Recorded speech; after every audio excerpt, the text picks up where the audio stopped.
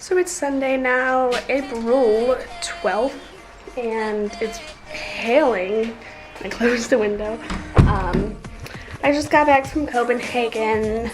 I went with my mom last night. She flew out this morning, and it was terrible to say goodbye. It sucks so much. But you know, I guess that's part of life. Like when you choose to leave for 6 months, you're going to be gone for 6 months. But,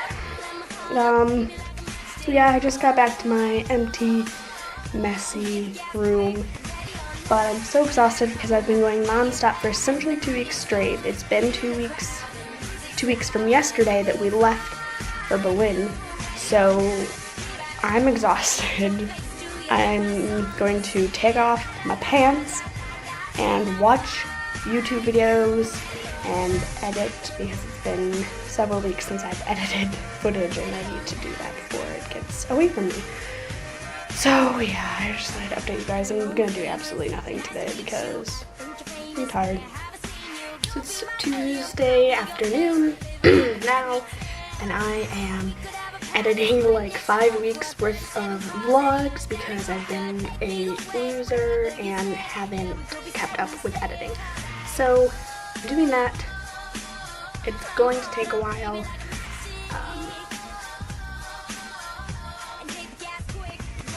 I think I might have just screwed something up.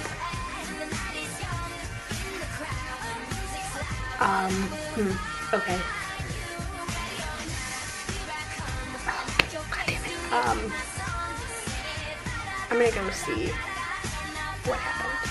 If I can fix it. You know, but before I do that, I'll just finish updating you guys. I have a lot of stuff to do. It's starting to hit me that I have like 3 weeks of classes left. One of them I have 2. So it's yeah, it's quite overwhelming, and I'm just sitting here editing. I have a chai latte and some water, and I'm just gonna relax and candle it.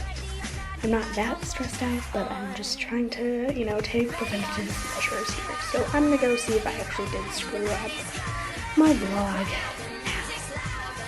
So I didn't actually screw it up that bad. I just exported the one without music instead of the one with music. So it's an easy fix, but it's a long fix because it's like a 50-minute vlog and it's gonna take forever to export. But what are you gonna do? YOLO. So in Denmark, there are a lot of like off-brand candies. I showed you the Sour Patch Kids, and there are also these here called Center, which are like Rolos, except shit. And then there are these other things called Polo Fruits. Guess what they are? Lifesavers, except it says Polo Fruits. And then its catchphrase is, will it focus? Come on, you can do it. Come on, there you go. Huh? The sweet with the hole. Yeah, just made me laugh, so I thought I would share. This also makes me laugh. Best before end. Well, yeah, because at the end they're all gone. So for one of my classes, I have to read The Slap by Christos Silgas. And it's pretty good so far. I hate everyone. They're all horrible, horrible people. But I decided, I knew there was a American miniseries that was made from it, so I was like, okay, I will watch that. And it's nice because the book is split up into 8 sections, and each is told from a different point of view, and the miniseries follows that also. Each episode is from a different person's perspective. So I decided that like I would read a chapter and then watch that person's episode. And then as I was like searching for it online, I found out there's also an Australian miniseries. So I was like, well, might as well do the same thing with that. And I might not continue with both of them because I only have, it's Wednesday night now, and I only have until Tuesday to do it. And I also have another novel to read, and there's a huge party that me and all my friends have been anticipating for a long time, and we're gonna spend like all day Saturday together getting ready and preparing for it and whatnot. Sorry, I'm saying a lot, but so yeah, I've been doing that. And I watched the Australian one first, and there are so many different characters that the first chapter and a half was really, really difficult to get into in the book. It was so hard to follow. I didn't know who was who, and I didn't understand like the social and racial dynamics. It's a book for my post-colonial literature class, so there's going to be some of that in it.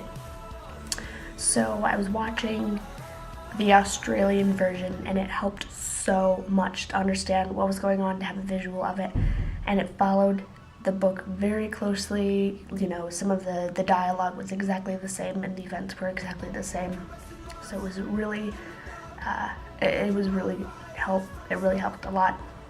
And now I just started watching the American one, and it's already so different, and I think it's difficult to translate to American television because it's so vital that this book is placed in Australia with all of these, you know, like Aboriginal colonial dynamics that are at play in this book that takes place, you know, in modern day. And so there's a different history that we don't have in America when it comes to these kinds of dynamics. So I will probably watch the entire thing just to see how they do it, but I think it will be I don't think it will live up to the book's message completely. But I'm not even halfway through the book. I've only watched like 5 minutes of the episode, so I'm just gonna continue. I'll let you know what I think. Okay, so ignore this. I've been laying in bed reading for school, but I realized that as summer comes, days get longer. That's just how the world works. And I don't know if, maybe I'll research this after I'm done talking. I don't know if the length of light during the day, if the length of days, the length of days in Denmark are not longer, I know that.